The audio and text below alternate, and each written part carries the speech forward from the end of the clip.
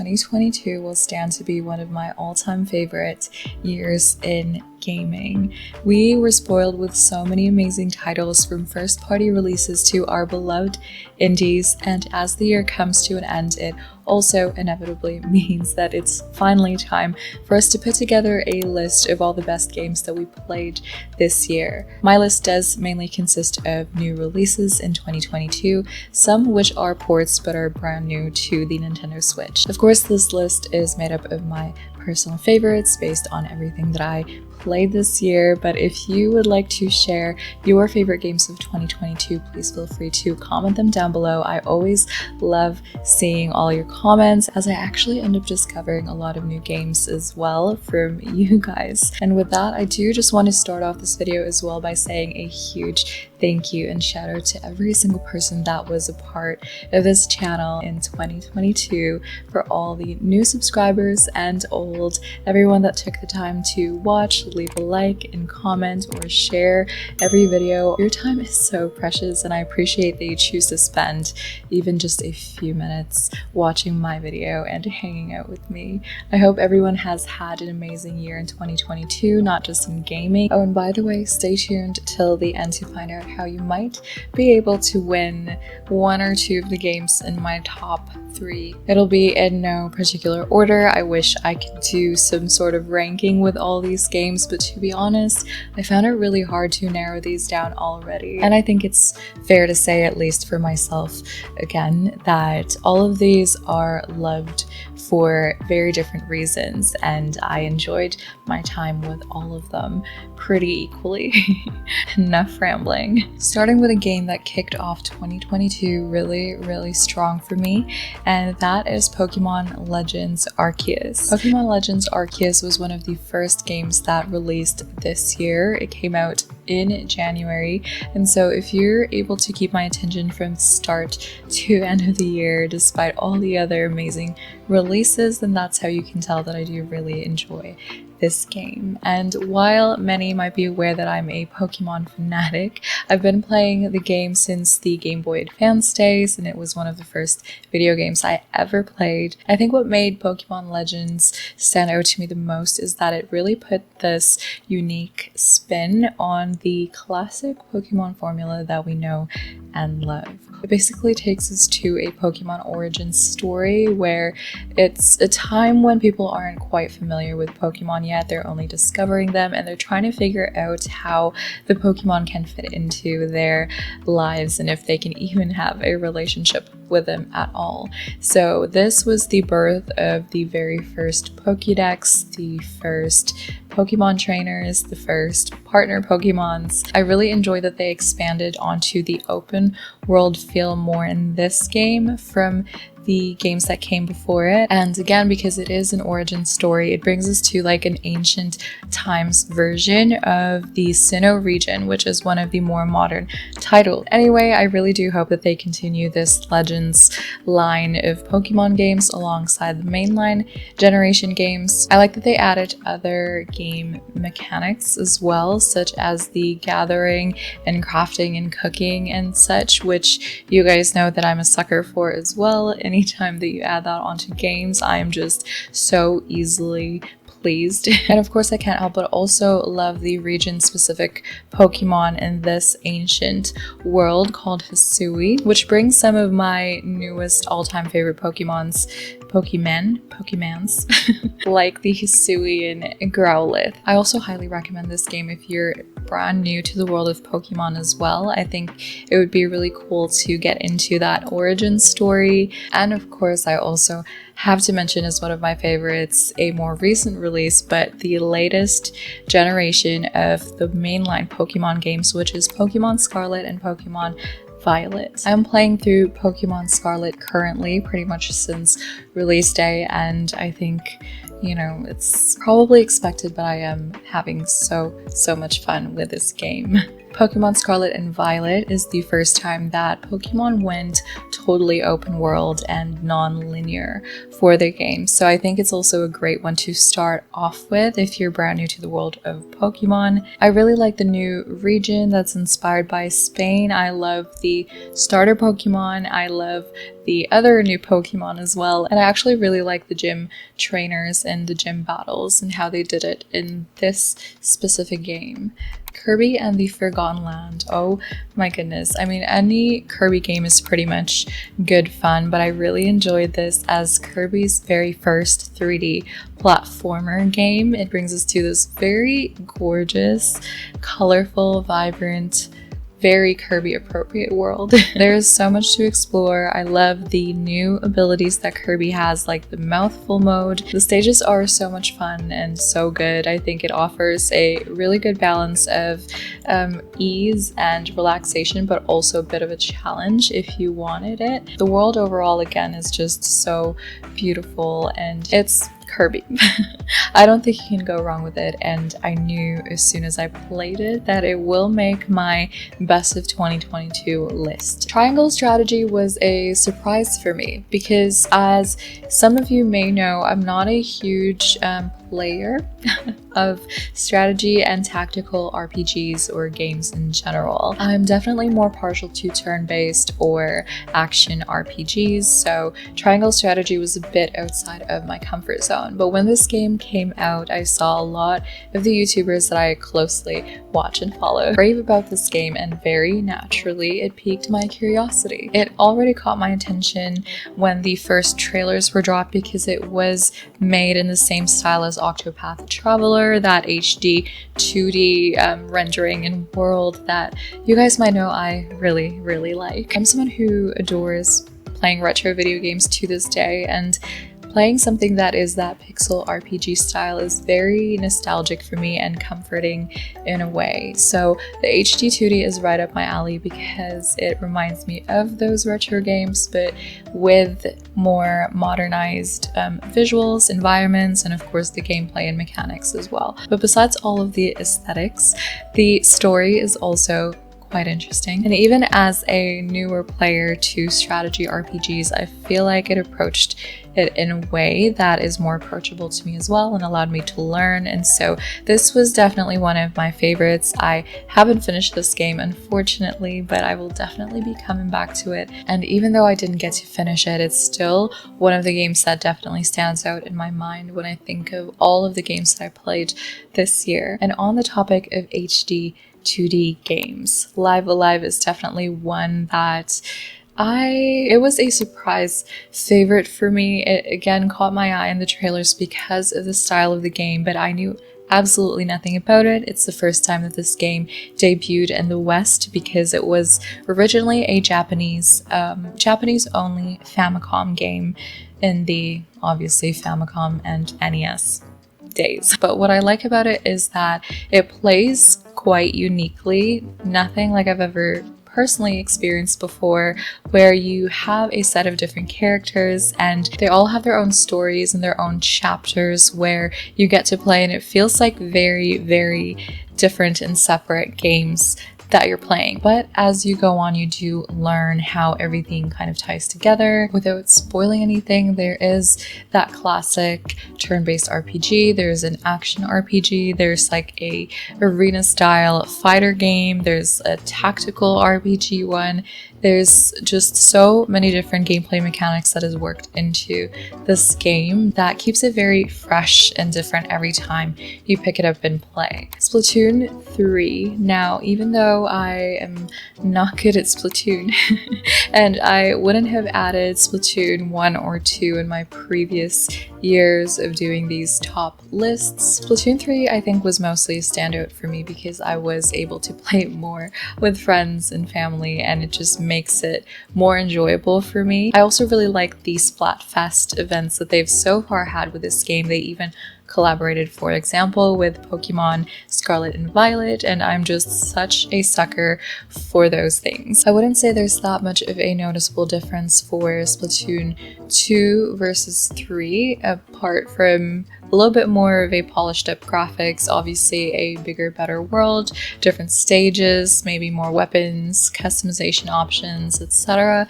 There's also a brand new single player campaign mode that you can play in this, and of course the more current events that have come out and will keep coming out since it's the most current game. So definitely what helped put it on my best games list of 2022 is that community aspect of it.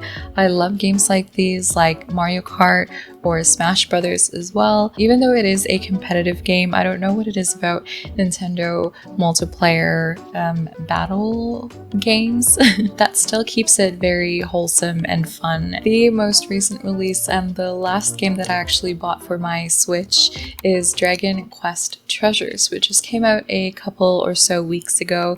And if you saw my recent Nintendo Switch collection video, I actually talked about this as something that I looked forward to since the trailers came out, and that's because of the earlier titles, Dragon Quest Builders 1 and 2. They're not related to Dragon Quest Treasures at all, but I just remember these games being one of the first that I bought for my first Switch, and to this day still remain to be one of my favorites even through all the other games that I've already played. I just remember having such a good time and the game having such a fun, lighthearted story that was very easy to get into and go through, but at the same time it contained a lot of gameplay elements that I enjoy in any game, like the crafting, gathering, cooking, hunting, being able to build your own base or basically your own little town and decorate the rooms. You also build almost like a little colony and you're responsible for managing, their needs and also their responsibilities. But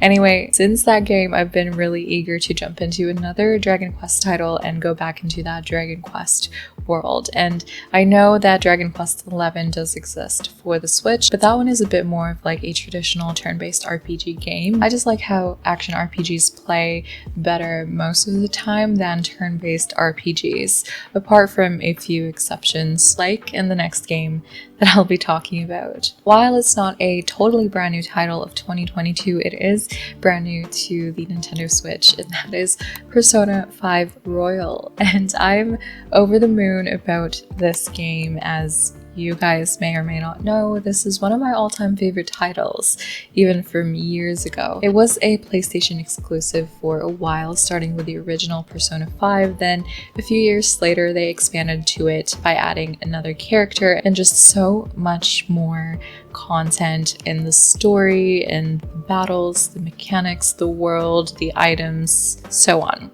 And finally this year they brought it over to the Nintendo Switch with Persona 5 Royal and all of the DLCs that are available for the game. So there's so much content to be had when buying it for the Switch because it's basically the most complete version, and the base game itself can have you playing for over 150 hours.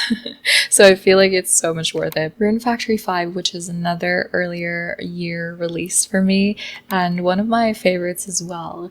It's of course the latest title in the Rune Factory series, and in Rune Factory fashion it has us playing as this character that stumbles into an unknown town with their memories just totally gone. So they have to stay at this town and in return for everyone's hospitality, basically. You end up helping them out with different tasks, fighting monsters, taking care of a farm, fetch quests, and of course with many farming sims there is the relationship building aspect to it as well, and finding a romance partner. What I love about Rune Factory 5, and not just this title but the series as a whole, is that it brings the RPG elements to an otherwise very basic farming sim that, there's so many farming sims that comes out, especially these days. If you're wanting to do a bit more than just farming and have that exploration and battle element to your game as well, and it is very,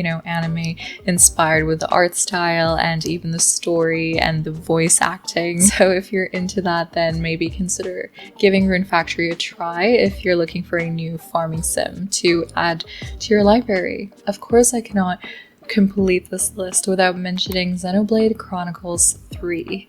This game and this series overall really changed the world of gaming for me. I know that sounds a little bit extreme, but I really did enjoy my time playing this game. A few people have been urging me to try out Xenoblade for years now, but I've always been intimidated with the title just because I keep hearing that it's like over 100 hours of gameplay. There's battle mechanics that might be a little difficult for newcomers, but you know, as it turns out, it's actually not too difficult. And if you are more of that casual player and you want to focus more on the story rather than spending so much time on really challenging fights, then you can choose the difficulty level of this game as well, which is really nice. So it gives you that option, but I can't stress enough how much of a masterpiece this game is. Besides the gameplay being just a lot of fun, I think the story is the biggest standout for me and what definitely hooked me in this series. There's a lot of almost movie-like cutscenes in this game that really establishes the setting and the characters and the story really well, that really gripped me, and it's almost like playing through a movie. And I usually mention that for games that I really enjoy, because I think that's what makes a really, really good and memorable game for me. Because if the world and the story are really great and you're really attached to the characters, it makes it all the more immersive and you feel like more part of, you know, the game that you are playing, if that makes sense. While playing the earlier titles may help you become more familiar with the lore of the game, it is totally okay picking up Xenoblade Chronicles 3 as your first Xenoblade game, because the stories all stand on their own. They don't, you know, rely on each other so that you understand what's going on necessarily. I can't sing this game enough praises. I am going to be a new lifelong fan for the Xenoblade Chronicles. I think that would be it for our first party or larger publisher releases. So onto our indie games, and starting this list with one that has been out for a while but is brand new to the Nintendo Switch this year, which is Ooblets. Ooblets is like a farming life sim meets wholesome Pokemon, where you basically have these little ooblets or oobs that you collect and have them battle as well to be able to collect materials from them or to catch them and have them be part of your gang essentially. But instead of a more brutal battle, they actually do dance battles. So it's just so wholesome and so fun. And the game overall as well, I love the art style, I love the color palette. It is so charming, from the town itself to all of the characters that you meet and the tasks that you have to do. Besides the oobs collecting side of things, there is also the part where the mayor sort of recruits you to help revitalize the town that you're in, and so you do have to help the different townsfolk do a bunch of different tasks while at the same time working on your home and your farm as well. So there is a lot of that farming and decoration element to it, but I mean, no one can convince me that you can't look at this game without feeling all the warm and fuzzies, because it's just so cute and wholesome. Potion Permit is a game that I've talked about quite a bit on this channel actually, and even on my other social media, and that is because it's probably one of my all-time favorite indie games that came out this year. The reason for that is because I feel like they brought in a totally different take on the cozy life sim genre, where it isn't, you know, just another farming sim.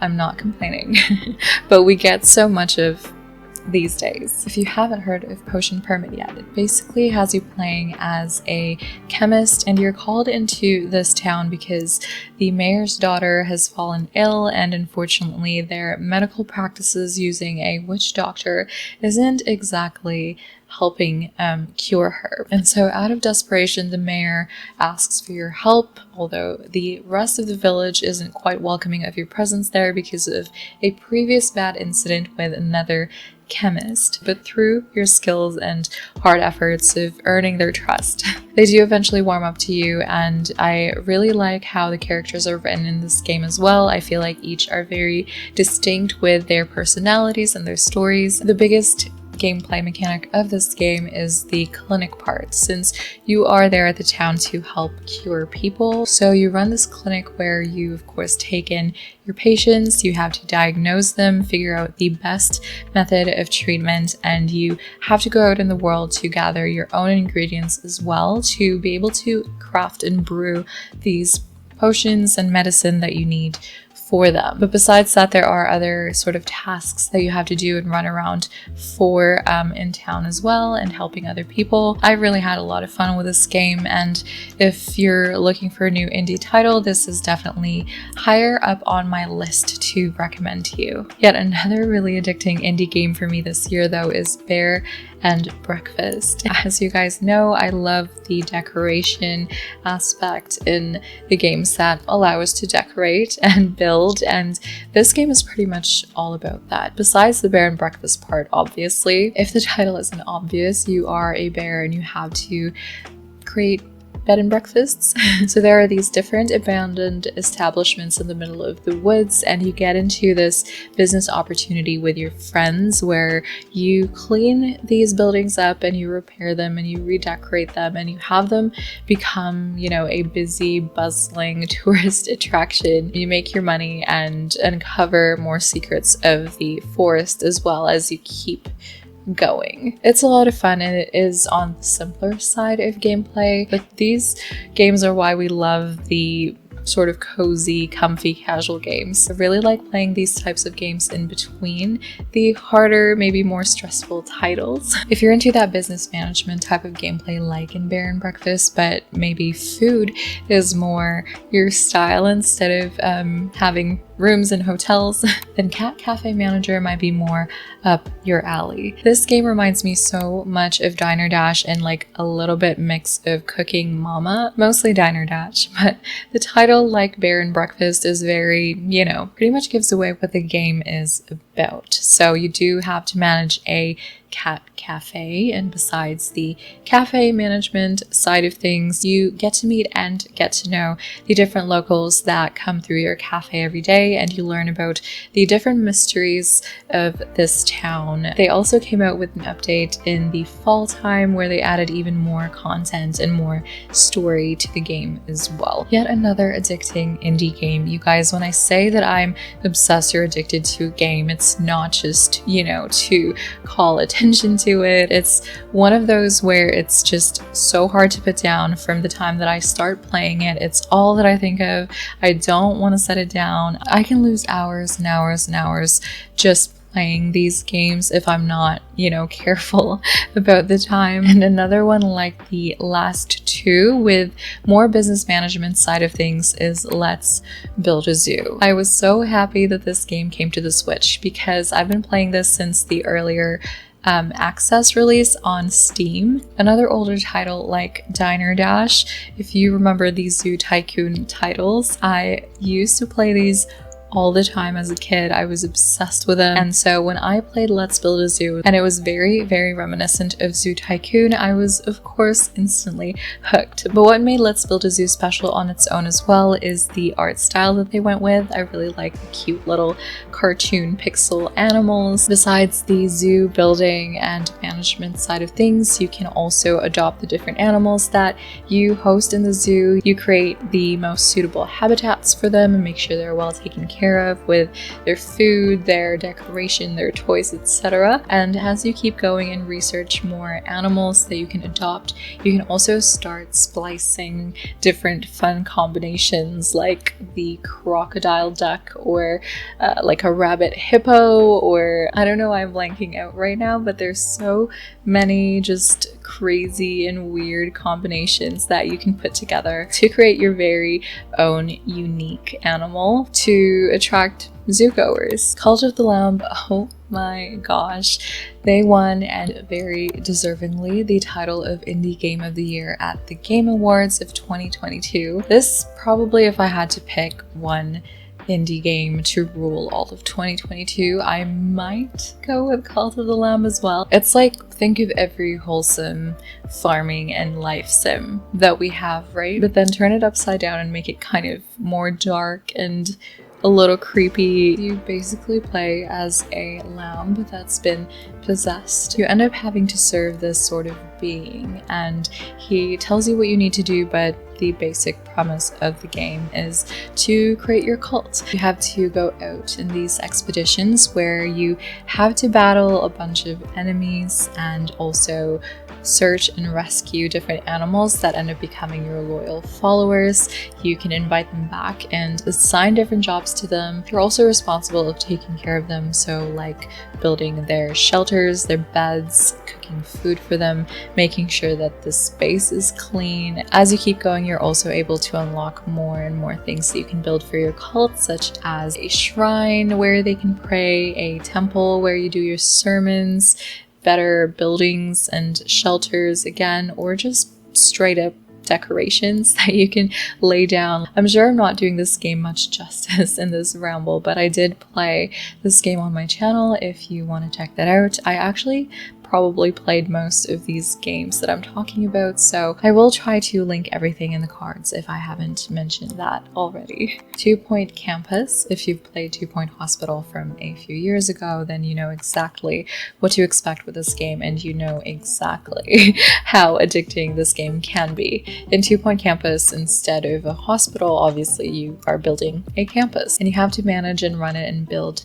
things and decorate according to what your students and your staff need. So besides just making it look pretty, you do have to make sure that everything is sort of running well, and that is the added challenge to it. If you're a fan of something like The Sims, for example, or just enjoy the building and decorating in games like myself, then I'm sure you'll enjoy something like 2 Point Campus as well, because that's pretty much all you do in the game. And of course, there's lots of other sort of quirky, wacky things about it too. And what I like about 2 Point Campus is that they also let you decorate outside of the building, unlike in 2 Point Hospital. And the next game is Wildflowers. This is another port, and it actually first came out on Apple Arcade, I believe, before it came out for the consoles. And while I didn't know a lot about it when it was already released on Apple Arcade, I do know that it received a lot of praise and even awards, so I was definitely curious about it and very eager to play finally on the Nintendo Switch. And I like this game because it's not just another farming life sim. While that is still a part of the game, of course, it kind of gives us this witchy twist where you play as this girl named Tara, and you move into a small town to meet your grandma, essentially, and you're supposed to be there to help her run her farm and help her with other things around the house, you know, as she is getting quite old. But then you soon find out that there's more to this town than meets the eye. It turns out that your grandma is part of a local coven of witches, and you yourself are a witch as well. So you have to sort of navigate that side of your life while balancing the more normal and boring farming life during the day, I guess. This game has full voice acting, another thing that made it stand out for me, especially for an indie game release coming from a smaller studio, and this being their very first game as well. I'm really impressed with them pulling out all the stops. Definitely a welcome addition to our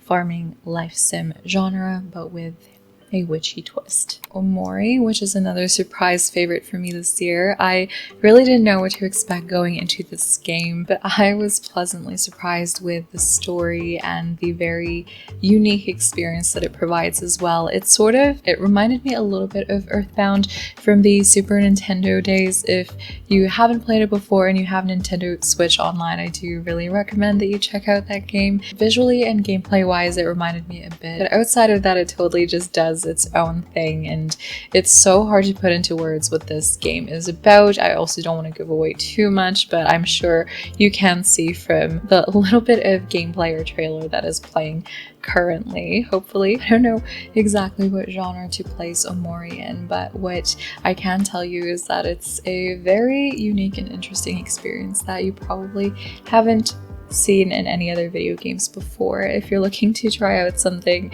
new, dwarf romantic, and actually I'm also going to say that this was a surprise favorite for me because I also haven't played anything like it before, but it's another one that is hard to put down once you start playing it. Definitely the opposite of the last game that I just talked about. This game is so relaxing and so peaceful, so zen, so calming, comforting, and all of those words.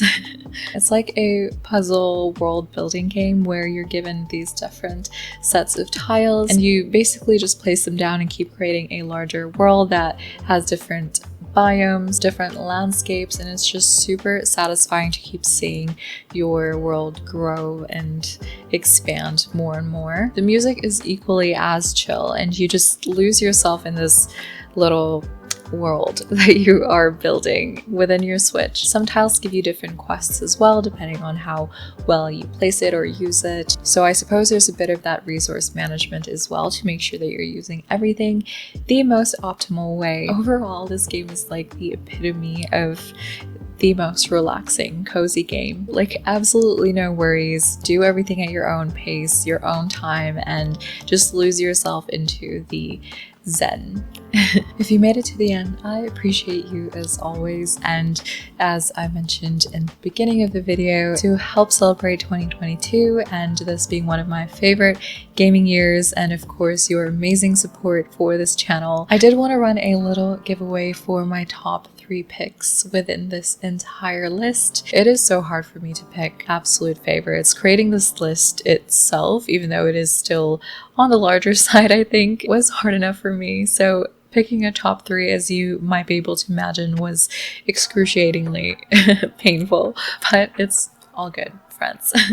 I did eventually manage, and I want to give away a game code for each game. So I am giving away codes to Xenoblade Chronicles 3, Pokemon Scarlet Violet, and also your choice of an indie game from the ones that I talked about in this video. The rules to enter are very simple. Make sure that you're subscribed to this channel, A Casual Gamer, and leave a comment below with a white heart emoji. Share what your favorite game was for 2022 and also which game of the 3 choices you would like to win. I will leave all the details in the description box as well, and good luck to everyone entering. Thank you so much for watching. As always, be kind to yourselves, and I will see you next time.